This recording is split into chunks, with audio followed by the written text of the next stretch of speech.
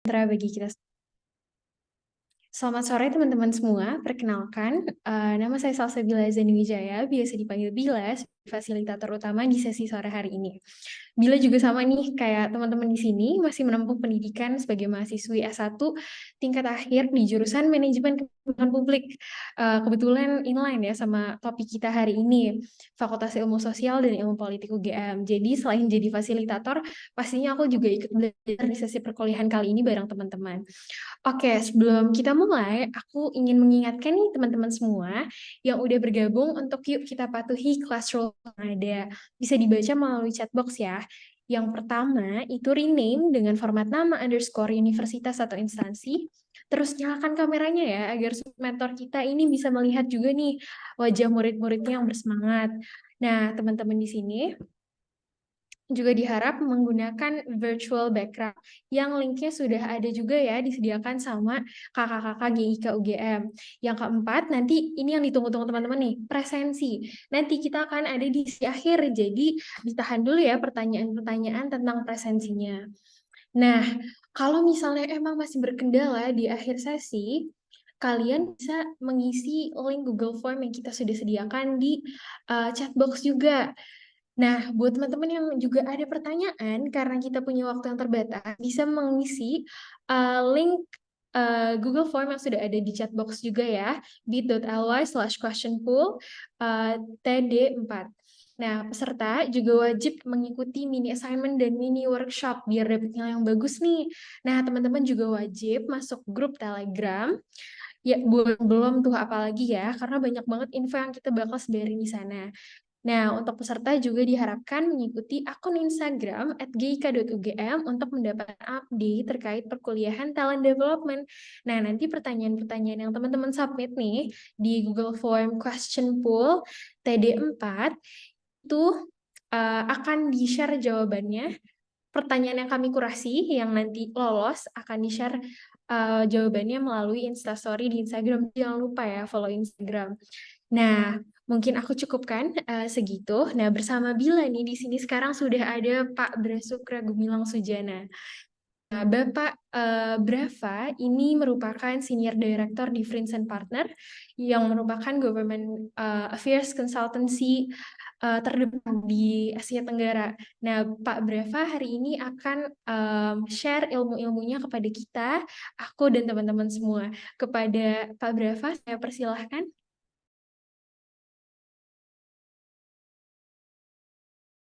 Terima kasih Mbak Bila ya. Em, Selamat sore, saya manggilnya apa ya sekarang? Kakak-kakak, adik-adik, mahasiswa ya. Em, Terima kasih untuk kehadirannya dan ketertarikannya atas isu ini yang kita sebut di industri ini Government Affairs and Public Policy. Jadi eh, lebih mencakup isu-isu kebijakan secara umum dan hubungan kepemerintahan ya kan, antara swasta dan pemerintah terutama, tapi juga dengan biasanya dengan organisasi-organisasi non pemerintah lainnya. Mungkin kita bisa mulai dengan presentasinya Mbak Bila.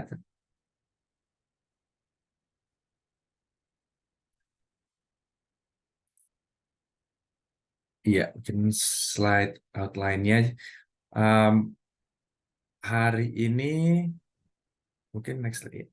Ya, topik utama. Ya, saya mulai dengan sedikit personal journey aja. Saya sebetulnya nggak suka ngomongin tentang saya sendiri, jadi nanti ada beberapa poin utama dari karir saya yang mungkin juga bisa jadi masukan ya untuk adik-adik dan kakak-kakak yang tertarik dengan bidang ini. Kemudian outline hari ini saya akan mulai dengan basics memahami government affairs and public policy, kemudian dengan diikuti dengan bagaimana menavigasi lingkungan regulasi dan kebijakan, dan kemudian strategi advokasi publik. Kemudian kita akan menyelesaikan sesi hari ini dengan beberapa tips karir di industri government affairs and public policy. Mungkin itu secara outline. Dari personal journey, saya nggak usaha lama-lama dari karir saya. Mungkin saya mulai dari ini, dari sebelah kiri atas itu, Economist by Training. Saya S1 dan S2-nya itu di bidang ekonomi, ekonomi pembangunan, ekonomi perdagangan. Kenapa saya mulai dengan Economist by Training? Karena kalau presentasi saya hari ini agak membosankan, mohon dimaafkan karena kita sebagai ekonom itu dilatih untuk menjadi agak membosankan, kalau kata bos saya sebelumnya. Em, saya generasi Krismon, saya lulus S1 itu 98, S2 2000, itu waktu krisis moneter. Kalau yang belum mengerti apa itu Krismon, 98 99 krisis moneter, susah cari dolar, rupiah jeblok, cari pekerjaan sulit sekali. Saya setelah lulus S2 itu 9 bulan baru saya dapat pekerjaan. Saya bilang ke teman saya, kalau saya nikah, ini udah punya anak nih 9 bulan. Tapi sayangnya saya 9 bulan nganggur, terus ketemu pekerjaan di proyek PBB, UNDP, itu eh, cukup untung-untungan juga karena semuanya waktu itu sulit sekali mencari pekerjaan.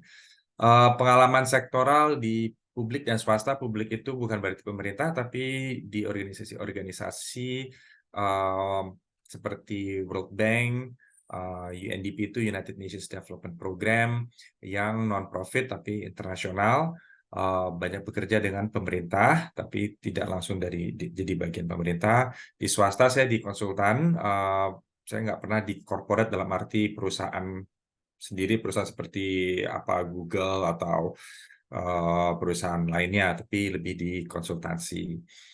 Benang merah karir saya kebijakan publik, karena walaupun pengalaman saya yang sebelah kiri riset, proyek-proyek bangunan dan consulting, semuanya terkait dengan kebijakan publik. Eh, saya spesialisasi di perdagangan, sebelumnya perdagangan dan ekonomi, tapi kemudian ya sekarang tertarik juga dengan isu-isu lainnya, termasuk sustainability dan teknologi.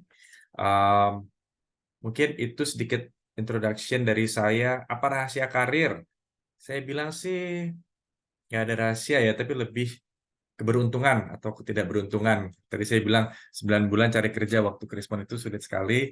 Akhirnya untung-untungan dapat karena nemenin teman saya ke kantor PBB, terus melihat ada proyek tentang ekonomi. Jadi kita cobain, kita telepon kantor proyeknya, kebetulan mencari project coordinator, posisinya tidak diiklankan. Jadi ya beruntung saya yang dapat, teman saya dapat internship waktu itu magang di UNESCO. Jadi kalau adik-adik, kakak-kakak nanti sudah lulus dan cari pekerjaan, itu diingat-ingat peran keberuntungan dan coba semuanya, karena banyak pekerjaan posisi yang tidak diiklankan. Apa yang saya paling nikmati dari karir saya? Mungkin saya menikmati sedikit banyak travelnya karena ada beberapa proyek yang di daerah atau bahkan di ikut training atau pelatihan di negara lain.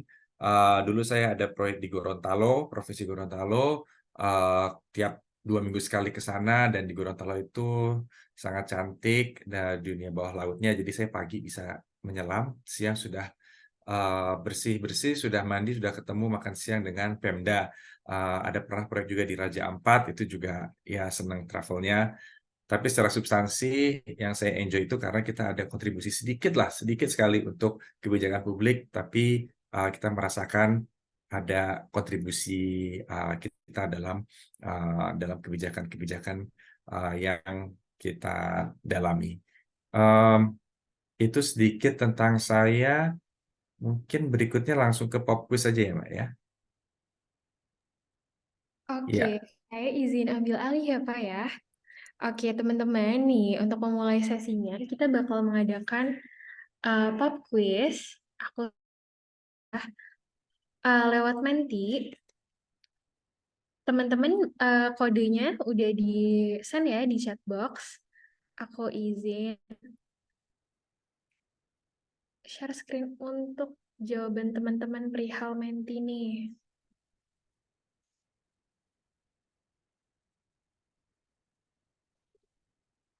Oke, ini beberapa udah ada yang jawab nih, Kak. Udah ada satu orang yang jawab, katanya cakupan pekerjaan government affairs dan public policy Yang paling penting itu memahami strategi dan taktik. Kita tunggu mungkin Pak ya jawaban dari teman-teman lainnya.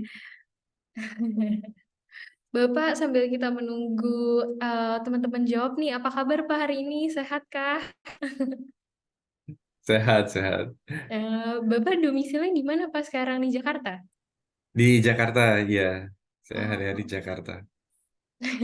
Bapak asli Jakarta Pak? Iya, saya eh, lahir dan ini di Jakarta, tapi orang tua dari Jawa Barat dulu. Oh, baik Pak. Nah ini teman-teman ternyata variatif ya Pak jawabannya. Ada Iya, yang dari koneksi, ada yang mau betul. lebih pejabat bahkan Pak. Nggak apa-apa, ini kan eh, kita biar tahu ya kalau mungkin karena kadang-kadang kita di industri ini, oh kita mikirnya pekerjaan kita apa, tapi untuk di luar sana teman-teman mungkin persepsinya beda gitu. Jadi memang persepsi orang yang kurang, yang yang tidak dalam industri itu kan persepsi beda-beda. Jadi kita juga kadang-kadang harus menjelaskan juga apa sih government affairs ini, public policy itu apa sih gitu. Betul Pak. Jadi bisa sih perkuliahan kali ini sekalian Bapak juga klarifikasi ya Pak ya kalau bahasa selebgram sih Pak. Pekerjaan di Government Affairs Consultancy itu ngapain? Iya, Wah ini nggak iya, ada 60 Pak kurang lebih. oke. Oke, ini udah selesai. Eh, Kebetulan Masih peserta ada. ini banyak Pak, 124. Oh, oke. Oke, jadi saya boleh mulai aja menerangkan ya sambil jalan ya. Boleh, Atau boleh gimana? Pak. Oke.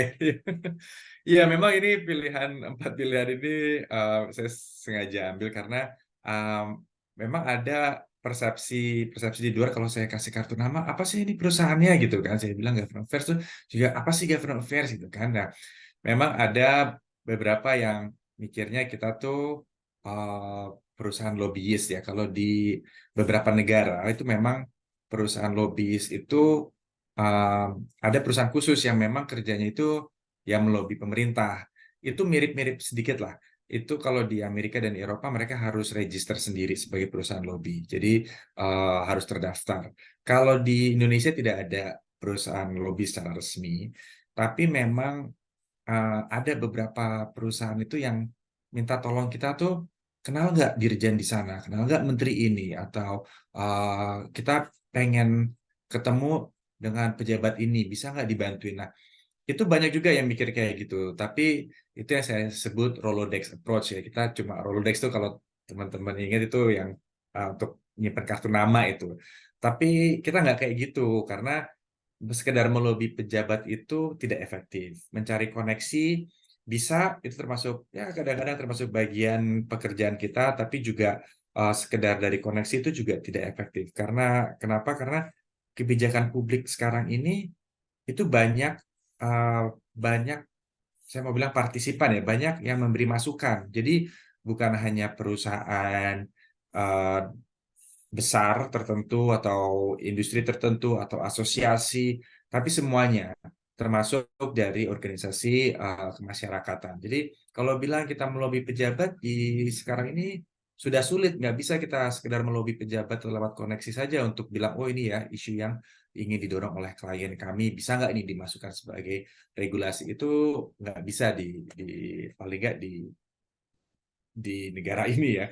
Karena nature dari kebijakan publik di Indonesia ini sangat terbuka. Walaupun memang adalah deal-deal tertentu ya, di level-level sana ya bos-bos itu, tapi untuk kebijakan publik itu selalu cukup terbuka, dan kita juga bisa lihat kalau ada kebijakan yang ditentang oleh masyarakat secara umum, ya nantinya larinya ke demo. Nah, kita kan juga nggak mau ya sampai terlalu banyak demo-demo seperti itu. Jadi sebenarnya kebijakan publik ini stakeholdersnya banyak dan semuanya ada interest-interest yang sangat valid, dan itu yang kita coba jembatani dari sisi swasta, dari sisi klien kita, tapi juga dari sisi pemerintah dan organisasi-organisasi lainnya.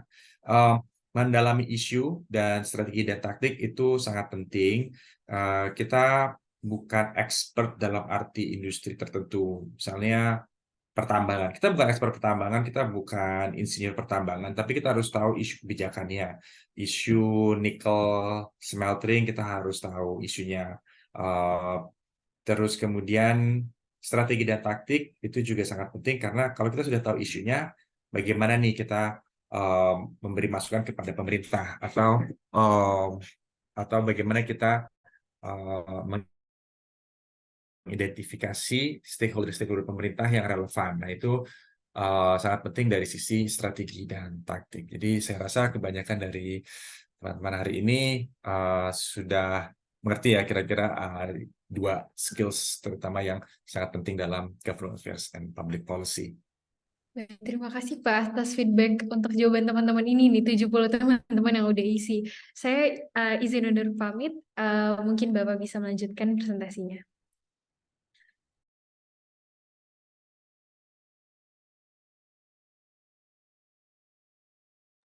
Ya, mungkin ke slide berikutnya ya.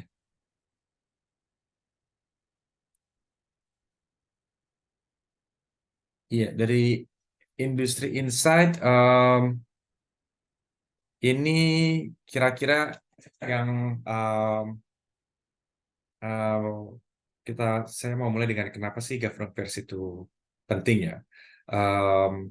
Dan tadi saya sudah berikan sedikit kisi-kisi mengapa government affairs public policy ini penting. Karena urusan kepemerintahan, terutama kebijakan ini, terkait erat dengan tujuan publik dan memiliki dampak pada sektor swasta dan sektor lainnya juga kepada masyarakat juga. Nah, ini kenapa kalau pemerintah sedang mengembangkan atau menyusun regulasi ini agak lama, kita semua komplain, oh kenapa sih peraturan ini lama keluarnya? Itu karena pemerintah juga menerima masukan dari bermacam-macam pihak, dari swasta, dari perusahaan, ada yang langsung memberi masukan, dari lewat asosiasi juga memberikan masukan. Kadang-kadang kepentingan asosiasi swasta ini berbeda-beda. Jadi saya memberikan kompleksitas sedikit ya, kalau dari sisi misalnya perdagangan, saya cari contoh apa ya, kakao misalnya ya. Nah, kakao ini industri upstreamnya dari petaninya itu mempunyai interest yang beda dengan misalnya pedagang kakaonya dan eksportirnya. Jadi kalau pemerintah mau mengeluarkan peraturan tentang perdagangan kakao, itu harus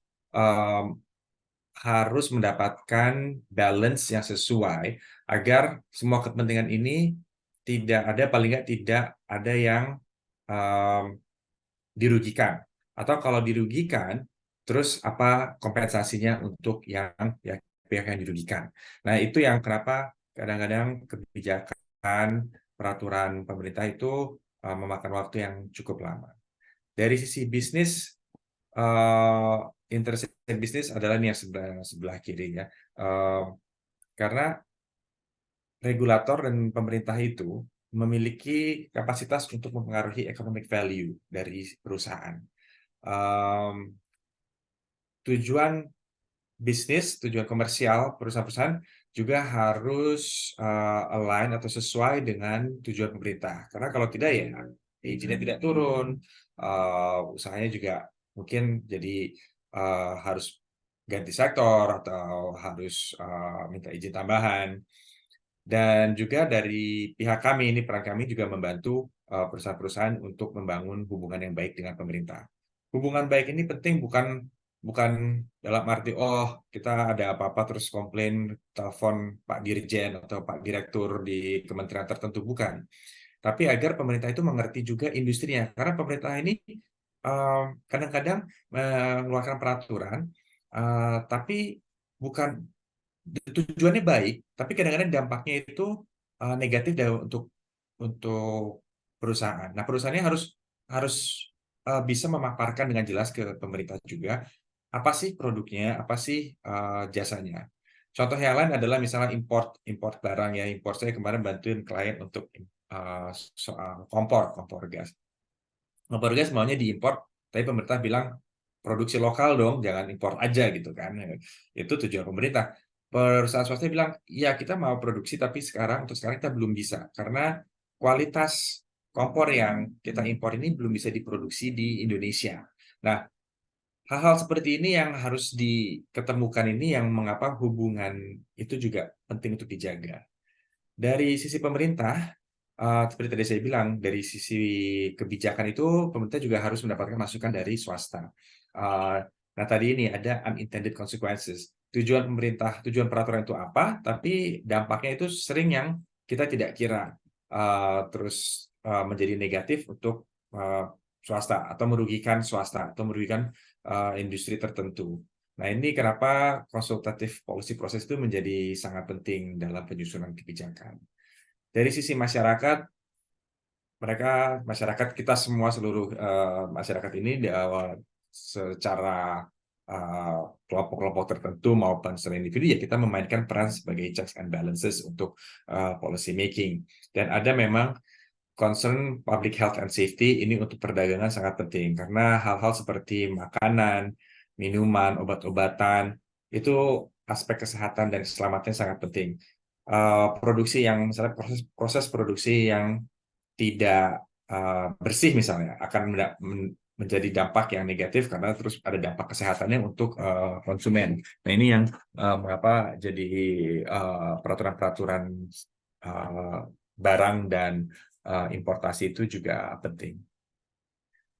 Mungkin ya slide berikutnya ini, maaf ini jadi slide-nya agak banyak grafiknya, tapi ini saya mau memperlihatkan cakupan apa yang kita sebut tadi government affairs ya.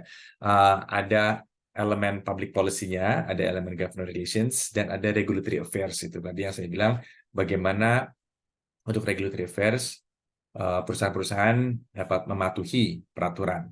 Nah, ini masing-masing ada objektifnya sendiri. Untuk public policy, bagaimana perusahaan swasta mengerti dan juga terlibat dalam policy making.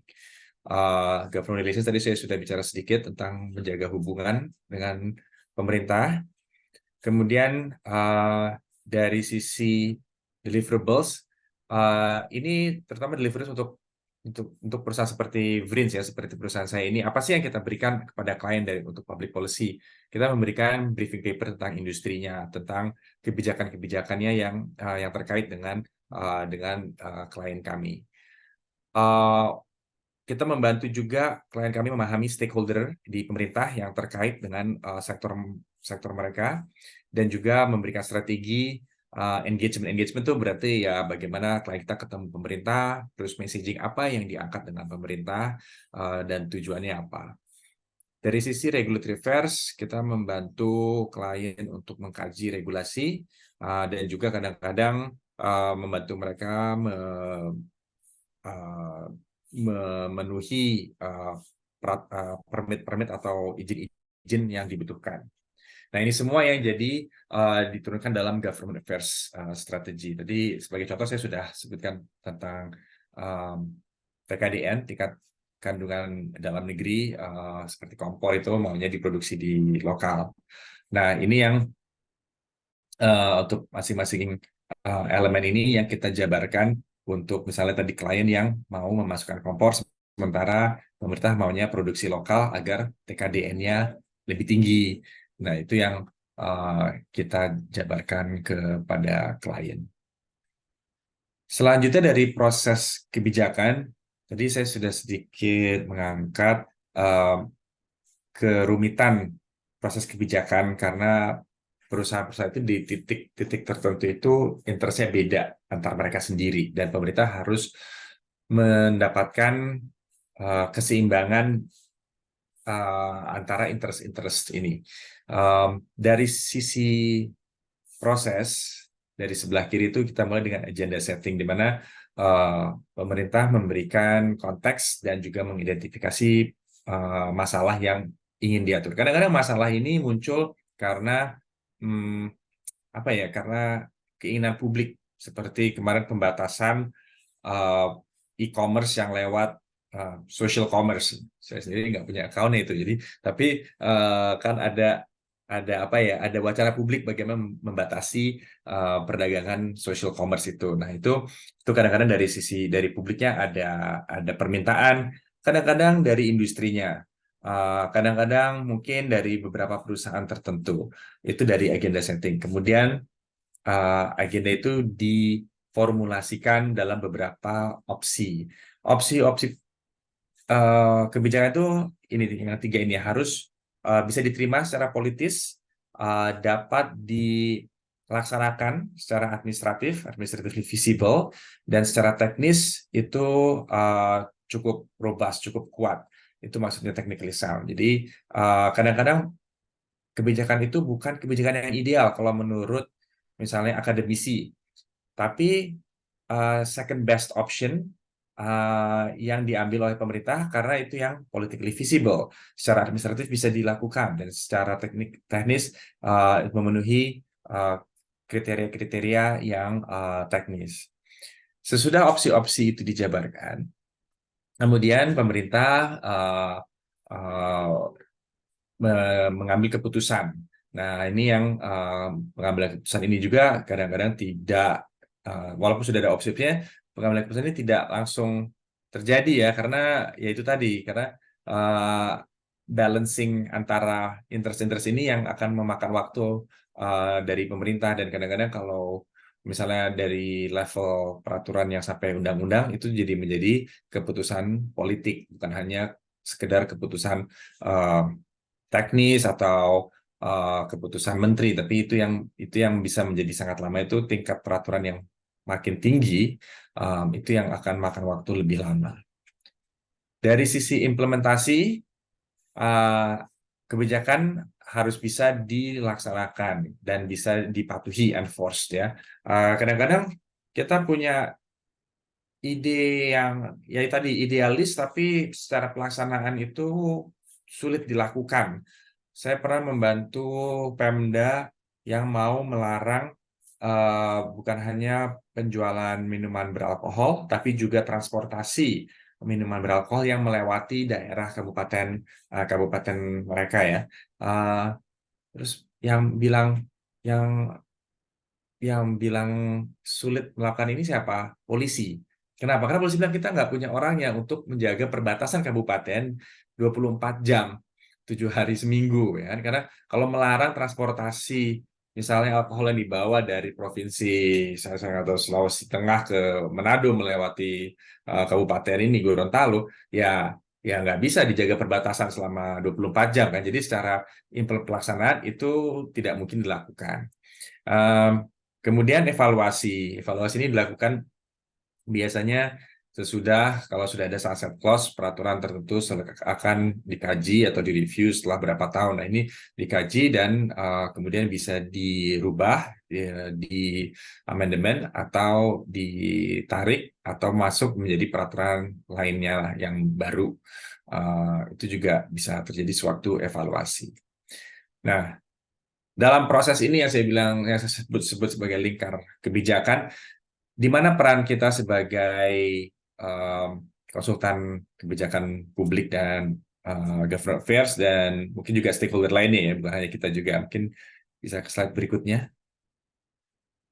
Nah, ini keterlibatan stakeholders dalam lingkar kebijakan di semua titik kebijakan ini ada kesempatan-kesempatan untuk mendapatkan masukan, pemerintah mendapatkan masukan dari stakeholders. Dan untuk advokasi ini bisa dilakukan pada saat agenda setting, di mana isu-isunya itu bisa jadi isu yang agak teknis, itu mendapatkan masukan dari misalnya sektor industri yang terkait atau dari NGO yang terkait. Kemudian waktu formulasi juga, sewaktu mendefinisikan permasalahan misalnya, itu juga ada kesempatan untuk mengadvokasi isu-isu tertentu dari sisi perusahaan atau dari kelompok masyarakat lainnya. Sewaktu decision making misalnya, itu walaupun sudah ada draftnya, itu karena decision making itu sendiri makan waktu, seringkali waktu yang lama itu jadi kesempatan untuk stakeholders juga memberi masukan tambahan, atau setidak-tidaknya yang dirugikan mereka meminta agar pelaksanaannya itu diundur Ya, jadi itu juga ada kesempatan itu. Walaupun mereka misalnya inputnya tidak masuk di peraturan, tapi mereka minta pelaksanaannya diundur. Sewaktu implementasi juga bisa kadang-kadang tadi saya bilang mungkin implementasinya sulit dilakukan. Nah, itu stakeholders ada yang mengadvokasi agar pelaksanaannya dilakukan secara eh, fleksibel atau lebih ketat. Nah, ini peraturan di Indonesia ini sifatnya agak discretionary ya. Jadi kadang-kadang walaupun peraturan sendiri kadang-kadang tidak baku, terus pada pelaksanaannya eh, perusahaan-perusahaan yang terdampak itu juga mereka ada mekanisme-mekanisme untuk mendapatkan apa ya certainty yang lebih jelas dari kejelasan dari badan atau kementerian yang terkait. Bukan berarti mereka melanggar peraturan, tapi mendapatkan kejelasan dalam arti pelaksanaannya itu. Kemudian sewaktu evaluasi jelas stakeholders akan melakukan advokasi yang uh, menguntungkan bagi mereka.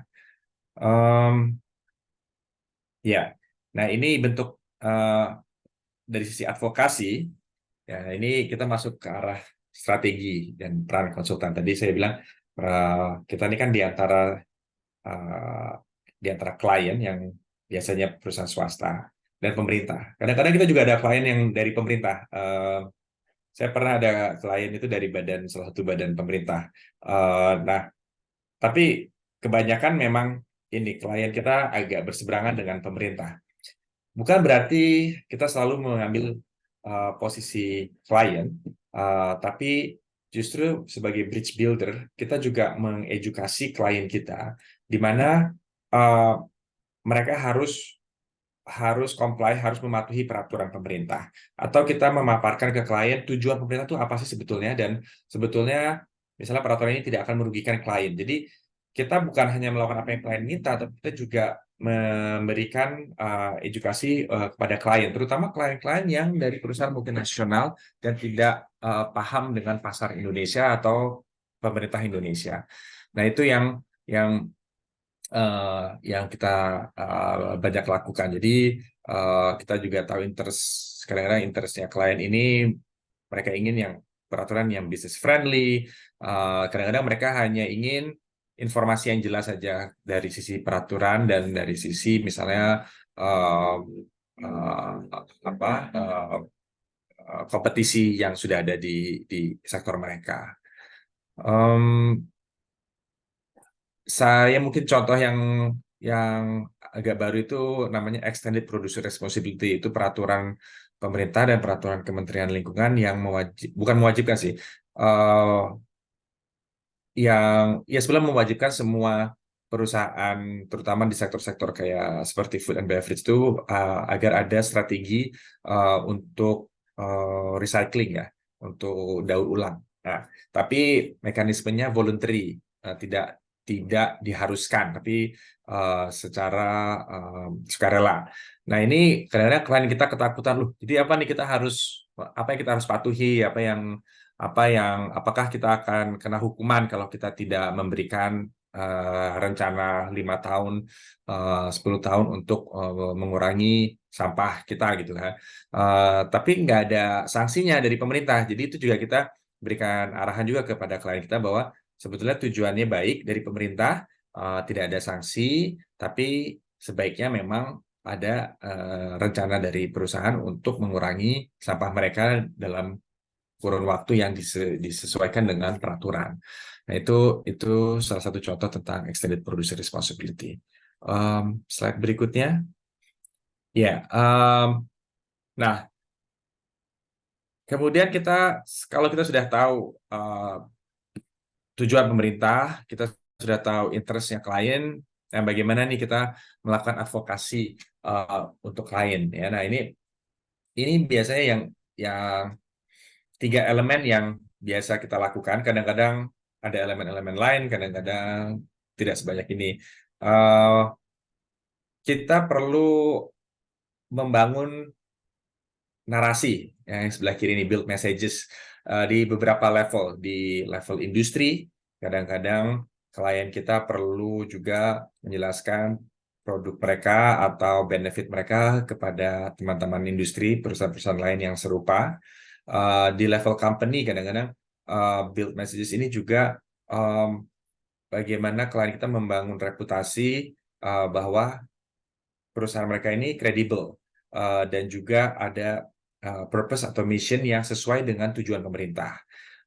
Di level produk, mereka juga harus membangun narasi bahwa oh produk kita ini bagus loh, produk kita walaupun produk kita high level dan walaupun belum bisa bikin di Indonesia, tapi produk kita akan nantinya juga bisa dibuat di Indonesia. Ini juga terkait dengan reputation building ya, membangun reputasi itu ya. Terutama yang belum masuk ke Indonesia, ini perusahaan asing terutama ya. Bagaimana membangun reputasi secara langsung atau tidak langsung lewat media atau dengan studi-studi dengan think tanks, research organizations dan media op-eds dan bagaimana melakukan itu reputation building lewat asosiasi-asosiasi yang terkait. Nah, kemudian membangun alliances, membangun network juga dengan perusahaan-perusahaan lain yang serupa misalnya, tapi kadang-kadang juga perusahaan yang serupa itu jadi kompetisi ya, atau mengidentifikasi champions yang bisa mengusung isu yang terkait dan kemudian mencari entry point untuk engage stakeholders yang mendukung maupun tidak mendukung. Ya, ini juga penting juga. Nah, itu tadi industri komponen motor itu yang saya sebut itu juga terkait dengan TKDN.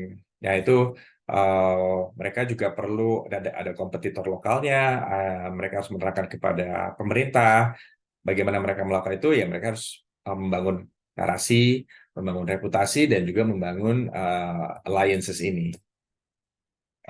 Berikutnya, oh sudah ya, ini iya, saya rasa itu saja dari saya. Saya harap tidak terlalu teknis. Nanti kalau ada pertanyaan bisa bisa diangkat. Ini mini workshop sedikit pertanyaan. Ini ada tujuan pemerintah mengatur dan mengenakan pajak terhadap transaksi lintas batas atas intangible goods ya. Intangible goods ini apa? Ini seperti subscription Spotify atau Netflix ya. Ini kan barang yang tidak berupa gitu. Nah, sekarang ini kan impor ekspor ini sudah bukan barang fisik saja, tapi intangible goods juga sudah banyak. Nah, pemerintah ingin mengenakan pajak karena pertumbuhannya sudah sangat pesat, ya kan? Jadi dan treatmentnya harus sama dengan barang-barang yang fisik juga. Itu tujuan pemerintah. Dari sisi pengusaha, ada harapan agar kebijakan ini juga memperhatikan biaya yang akan tumbuh bagi pengusaha perusahaan-perusahaan dan juga bagi konsumen. Karena nanti kita juga yang bayar kalau ada pajak buat subscription Netflix kita kan. Dan perusahaan takut itu akan mengurangi pertumbuhan mereka. Nah, strategi apa yang akan Anda lakukan atau Anda bangun untuk menghubungkan keinginan ini pihak swasta dan tujuan pemerintah, dan kedua stakeholders apa saja yang menurut Anda dapat membantu strategi Anda? Itu dua pertanyaan yang terkait. Mungkin ada waktu ya untuk menjawab pertanyaan ini ya, Mbak Bila. Iya, siap. Saya izin ambil alih ya, Pak, untuk sesi mini workshop ini. Nah, teman-teman, seperti biasanya, kita akan menggunakan Google Jamboard untuk sesi workshop kali ini. Teman, ini studi kasus yang diberikan sama Pak Brava, boleh di screenshot, ataupun nanti juga kita sudah input di Google Jamboard masing-masing. Nanti teman-teman akan dibagi ke 4 kelompok, 4 breakout room. Di sana ada koordinator masing-masing, ada Kak Sabil, Kak Wafir, Kak Helen, dan Kak Sigit. Nah, untuk teman-teman dari tim GIK boleh sekarang dibagi ya. Nah, kita nanti kasih teman-teman waktu 15 menit untuk mengisi sebelum balik lagi ke main room. Nah, nanti di main room, Pak Brava akan memberi input dan feedbacknya sebagai profesional di industri ini akan jawaban teman-teman. Nanti workshop rules-nya juga akan disampaikan oleh kakak koordinator dan ada juga di chat box ya. Jadi tolong dicek chat box secara berkala. Terima kasih teman-teman. Pada join berikutnya ya. Saya pamit undur diri untuk sebentar. Nanti kita kembali ketemu lagi di main room ini.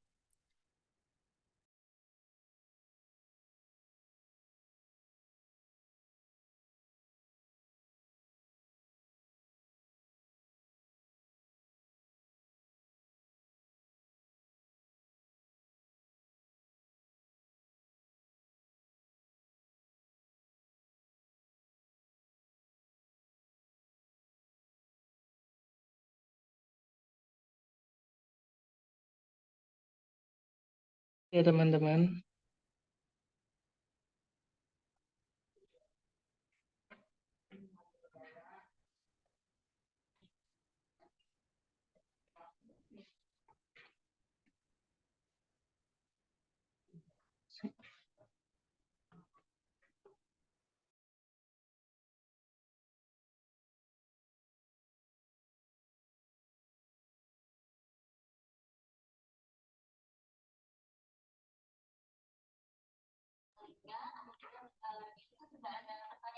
selamat sore teman-teman semuanya. Kakak sudah mengirimkan ya link Jembot di chat Zoom. Silakan kepada teman-teman untuk segera masuk. Nah, di dalamnya ada 2 pertanyaan ya teman-teman. Silakan dijawab kedua-duanya. Berikut guideline-nya Kakak. Oke.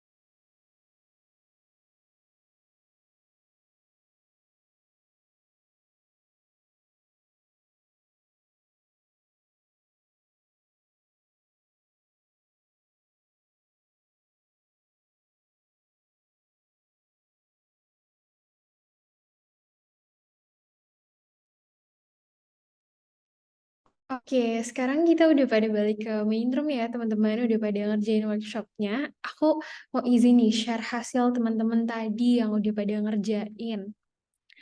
Oke, sekarang ada Jamboard dari room 1, Pak. Ini ketuanya Kak Hilman. Ini berikut jawaban-jawaban dari para pesertanya, Pak. Nih, jadi jawaban ini di sticky note seperti ini, mungkin Bapak bisa pilih, Pak. Satu jawaban dari ruang 1 ini.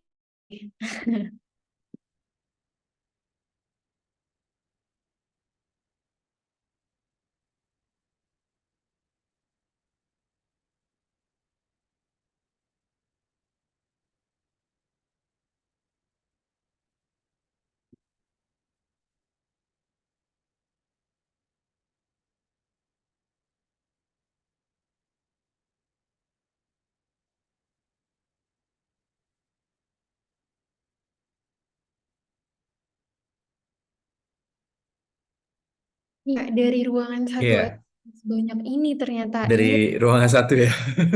iya, ini baru jawaban. Iya, menarik. Saya baca sekilas ya. Ini jawab-jawabannya sangat menarik dan saya senang ini jawaban-jawabannya um, banyak yang memang align dengan apa yang kita akan lakukan juga sebagai konsultan ya. Kayaknya kalian sudah cocok nih kalau jadi konsultan government affairs.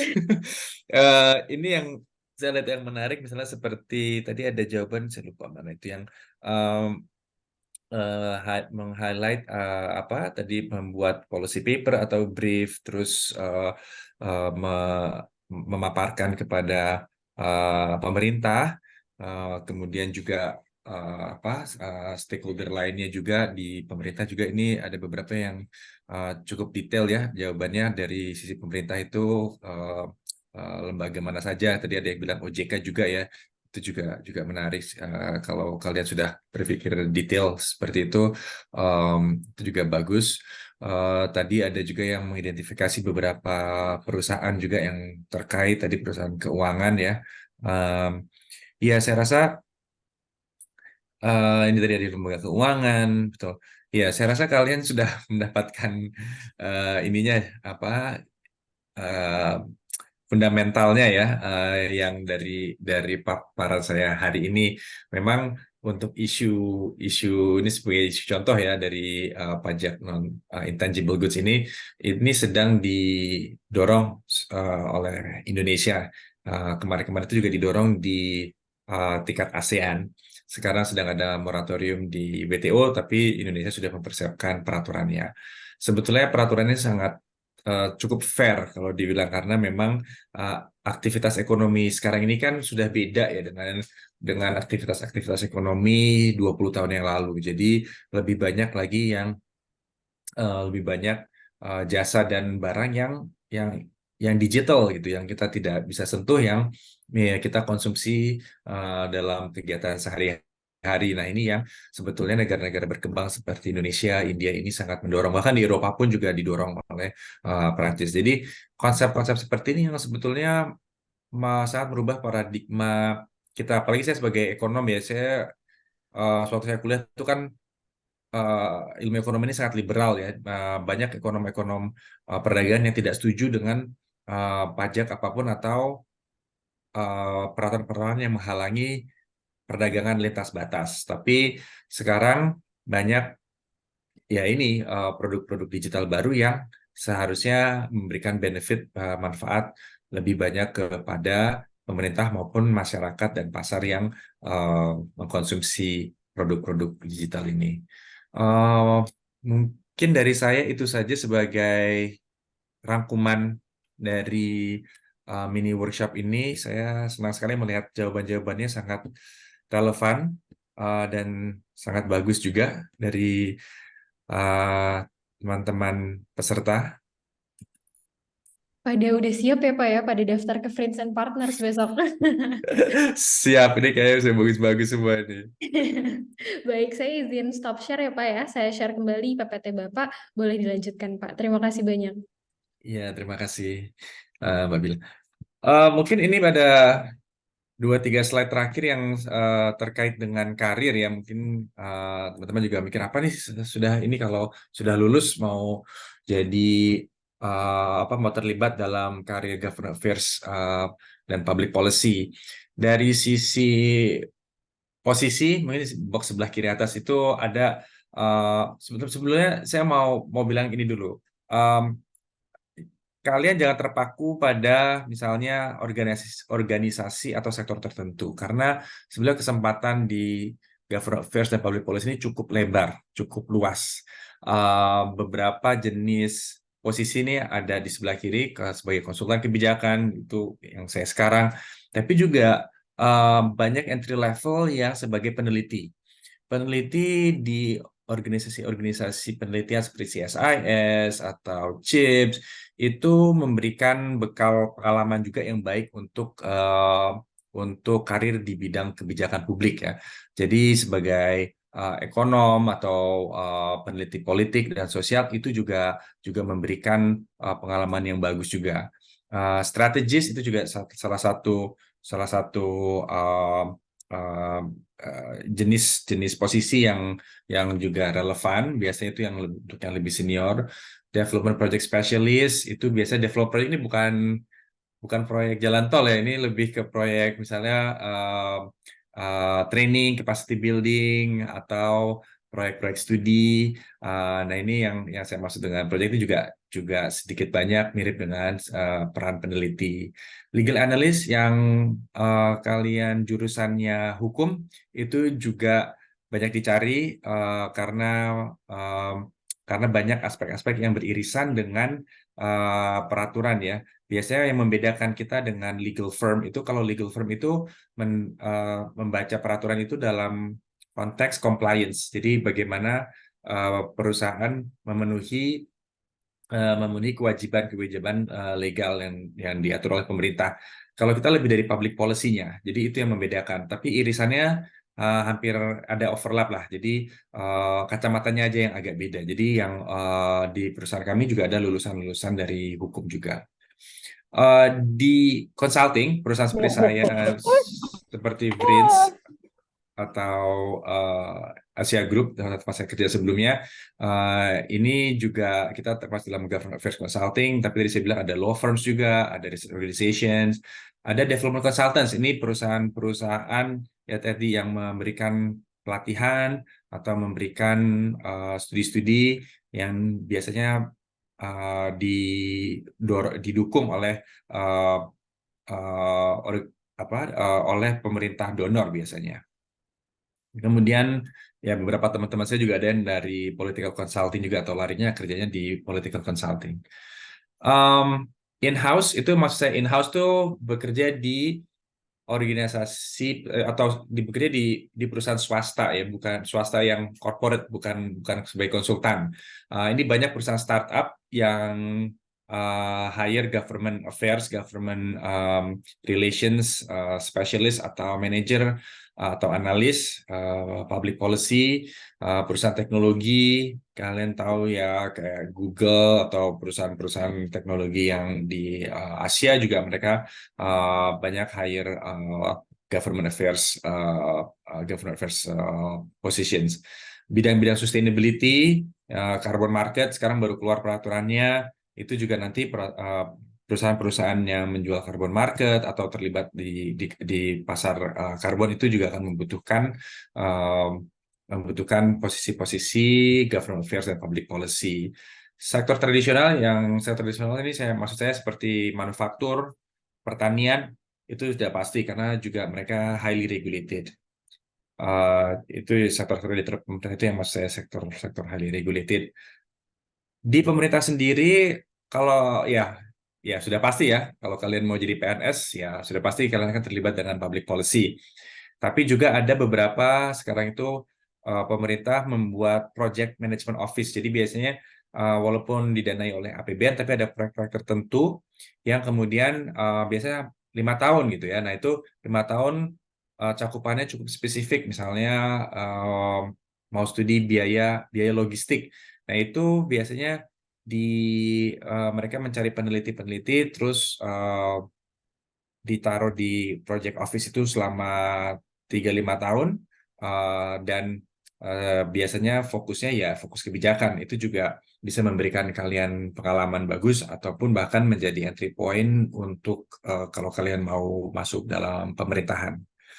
Keywords-nya ini saya pikir mungkin keywords di LinkedIn yang kalian mau bisa cari itu ya ini government affairs, public policy, government relations, public affairs, regulatory affairs, atau corporate affairs. Itu yang kalian bisa coba cari di LinkedIn. Mungkin slide berikutnya. Skills-nya apa nih? Skills yang kalian perlu persiapkan untuk karir di bidang government affairs dan public policy. Soft skills ini penting sekali. Critical thinking, selalu ask why, ya kan? How, itu sangat penting. Multicultural skills itu juga kalian kalau di bidang ini akan terlibat juga dengan teman-teman dari negara-negara lain. Perusahaan kami, Vincent Paris ini ada di 8 negara ASEAN dan di Washington DC di Amerika. Jadi proyek-proyek regional, saya harus juga berhubungan kontak-kontak dengan teman-teman di Vietnam, di Thailand, di Filipina. Jadi multicultural skills ini juga sangat penting. Agility itu kita kerjanya banyak, kadang-kadang sampai malam. Jadi being agile, manage stress itu sangat penting. Proaktif itu sangat penting juga karena kita highly autonomous, kita delegasi sampai ke level yang junior. Jadi butuh tim yang proaktif juga. Organization skills itu juga mengatur pekerjaan kalian masing-masing, itu juga sangat penting. Interpersonal itu tadi terkait dengan multicultural juga, dan grit ini ya saya juga banyak ini ya tim saya yang baru lulus kuliah juga nih, kadang-kadang Pak Brava saya butuh healing gitu ya nggak apa-apa healing, tapi pekerjaan delivery untuk klien itu tetap harus jalan juga gitu ya. Jadi healing nggak apa-apa, tapi grit ini sangat penting ya, kalian harus bisa kerja keras gitu.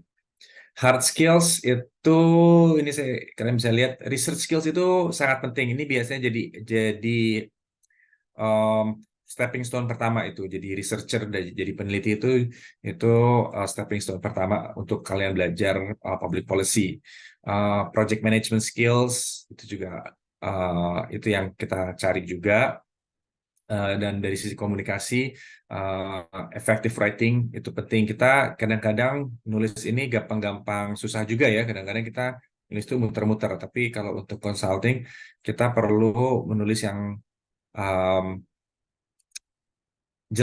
yang jelas dan nggak panjang-panjang gitu. Karena biasanya briefing kita 2 halaman, 3 halaman. Jadi nulis dalam 2 halaman itu lebih sulit daripada nulis 200 halaman. Karena kita harus benar-benar memilih kata-kata yang tepat, dan ya ininya ruangannya juga sangat terbatas.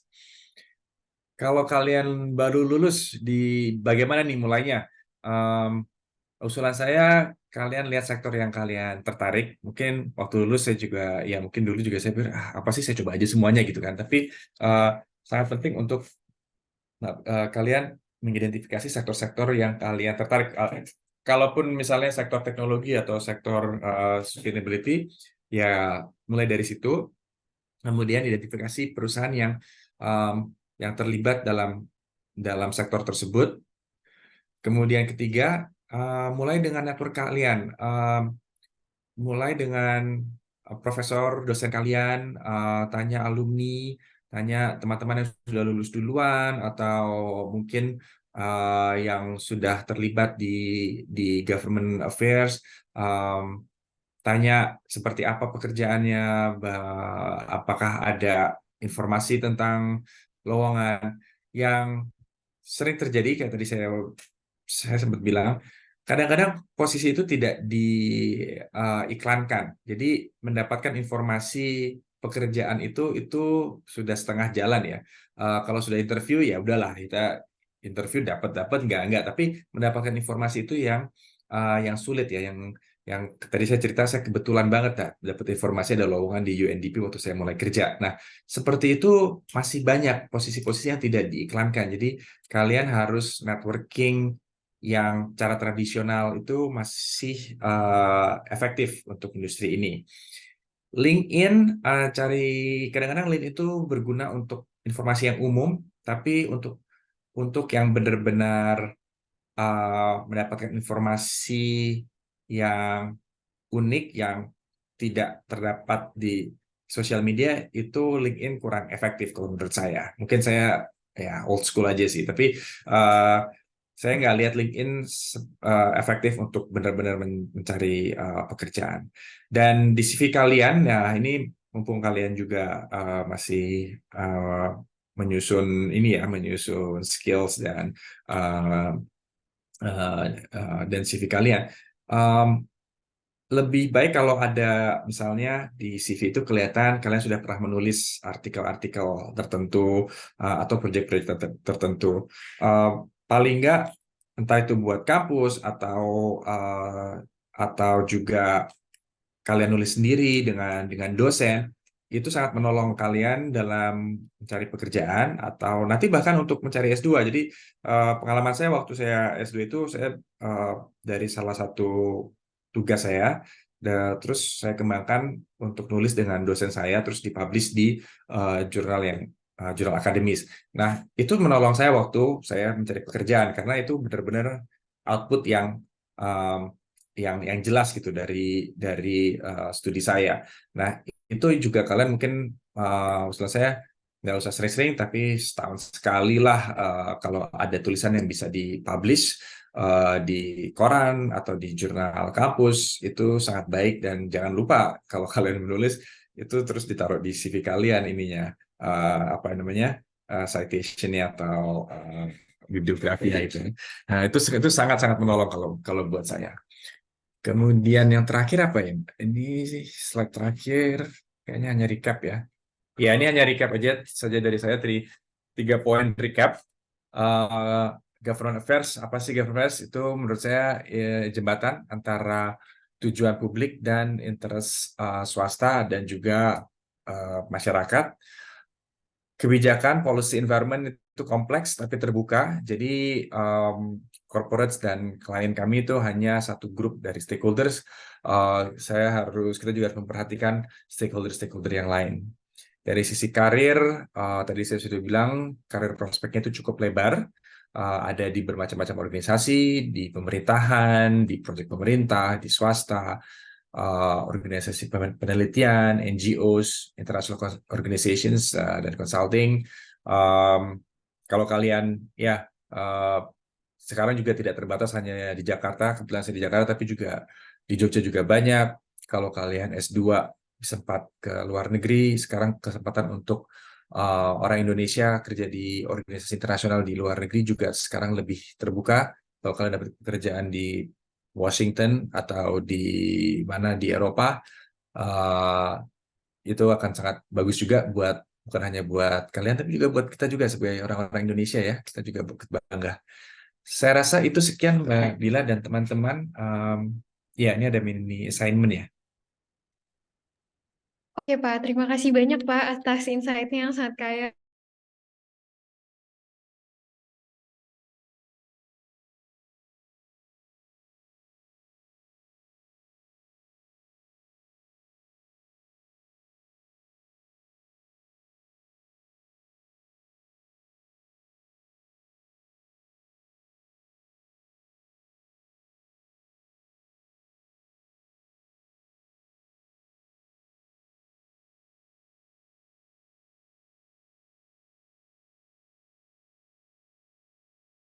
Langsung inspired nih, pengen jadi kayak Pak Brava juga, jadi Government Affairs Consultant. Nah, nanti di submitnya via Learning Management System seperti biasa ya, teman-teman. Nah, jangan juga sampai teman-teman telat mengumpulkannya, karena nanti bakal ada point reduction atau pengurangan poin setiap hari kerjanya. Jadi make sure jangan telat ya. Nah, kalau misalnya kita udah sampai di sini nih, mungkin oke kali ya Pak untuk kita foto bareng dulu sama teman-teman di sini. Teman-teman pada open cam ya. Let's go. Seperti biasa kita foto, nanti aku screenshot, aku kasih tahu ya. 1, 2, 3, terus nanti pada senyum ya. Wait. Ayo aku tungguin ya, biar pada on cam. Oke, sekarang slide 1 dulu ya. Pada senyum. 1, 2, 3. Oke, sekarang slide 2 ya. 1, 2, 3. Nah, berarti dicukupkan sampai slide 2 karena ternyata teman-teman yang on cam baru ada sampai slide 2. Nah, teman-teman, aku mau pertama terima kasih sebanyak-banyaknya kami ucapkan tim GIK kepada super mentor kami, Pak Brava, atas ilmunya yang sangat bermanfaat untuk diaplikasikan. Bila juga berterima kasih untuk teman-teman yang udah hadir di sesi kali ini. Semoga menyenangkan dan banyak ilmu yang bisa diaplikasikan. Bila segenap tim GIK minta maaf dengan sangat kalau ada salah kata ataupun perbuatan yang kurang mengenakan hati selama perkuliahan berlangsung. Nah, setelah foto tadi, untuk Pak Brava yang pastinya penuh ya jadwalnya dengan banyak kesibukan, bila persilahkan Pak, jika ingin meninggalkan Zoom meeting-nya. Terima kasih banyak Pak. Ya, terima kasih Mbak Bila, terima kasih teman-teman ya. Semoga agak membantu paparan Sangat sore hari ini. membantu Pak, Iya, kebetulan. ya, terima kasih. Saya pamit dulu. Oke Pak, have a nice day. Oke, untuk teman-teman, ini yang ditunggu-tunggu kan untuk sesi presensi. Nah, tapi sebelum Kak Sigit nih mau share screen sambil nunggu Kak Sigit share screen QR code untuk presensi, aku mau ngingetin teman-teman yang daftar kelas Pak Arfan Arlanda hari Jumat untuk download aplikasi Jejakin ya. Jejakin. Aku tulis ya di chat box, nanti juga bakal diingetin lagi sama tim panitia GIK UGM di grup Telegram dan Instagram. Jadi jangan lupa juga untuk join grup Telegram dan follow Instagram GIK UGM di Instagram. Nah, itu ya teman-teman, jejakin. Karena workshop di hari Jumat nanti akan berbeda dari workshop-workshop biasanya yang pakai jam. Jadi nanti kita mau seru-seruan menggunakan aplikasi jejakin ini buat eksplorasi tentang carbon footprint. Oke, Kak Sigit, apakah di sini Kak Sigit sama aku untuk share QR code-nya, Kak? Oh ya, baik, sebentar ya, Kak Ila dan teman-teman semuanya. Silakan disiapkan QRIS-nya terlebih dahulu di akun LMS-nya masing-masing supaya nanti bisa langsung presensi. Nah, teman-teman disiapin ya QR scannernya. Oh iya, teman-teman kalau misalnya kris, iya ya kayak bayar di kantin ya pakai kris. Nanti kalau misalnya teman-teman udah udah ditampilkan QR code-nya, di screenshot dulu aja ya, biar nanti kalau misalnya waktunya nggak keburu atau tiba-tiba connection internet teman-teman ini jelek, bisa langsung refer back ke foto yang tadi udah diambil atau screenshot yang tadi udah diambil. Nah, tapi kalau misalnya masih ada aja teman-teman yang bermasalah sama presensinya, bisa banget ya untuk klik link Google Form yang panitia udah sediain lewat chat box. Nanti kita akan buka Zoom meeting ini sampai jam 5 maksud aku salah kelamaan. Jam 5 untuk teman-teman presensi. Dan jangan lupa ya, maksudnya copy paste link G-form-nya biar kalau ada masalah tinggal langsung submit. Oke. Nah, ini Kak Sigit udah share QR presensinya, boleh langsung aja ya teman-teman. Nah, terima kasih banyak semuanya. Sekali lagi, Bila sebagai fasilitator hari ini pamit undur diri ya. Assalamualaikum warahmatullahi wabarakatuh.